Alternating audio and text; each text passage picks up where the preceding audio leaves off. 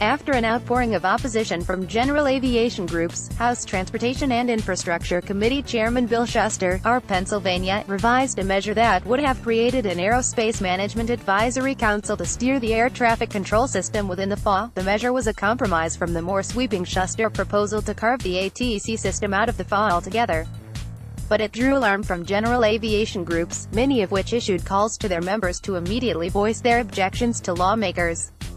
Ed Bolin, president and CEO of NBA, called the measure a thinly disguised attempt to give control of the system to the big airlines.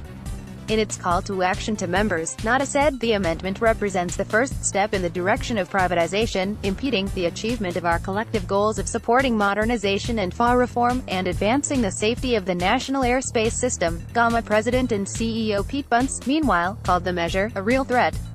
Shuster instead agreed to significantly revise the language, leaving a measure that would create a chief technology officer position to work with the COO on ATC management. The committee chairman had called the advisory council a modest reform, and stressed, "This is not a privatization bill, nothing is being taken out of the FAA," but he said the advisory council was dropped after "we heard from folks in the community." While he agreed to remove the measure, Shuster reiterated that he strongly believes Congress must pass real air traffic control reform, and that he sees that happening somewhere down the line.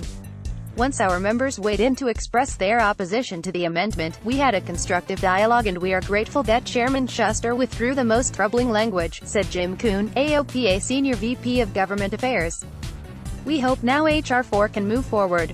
All of aviation will benefit from a long-term funding bill.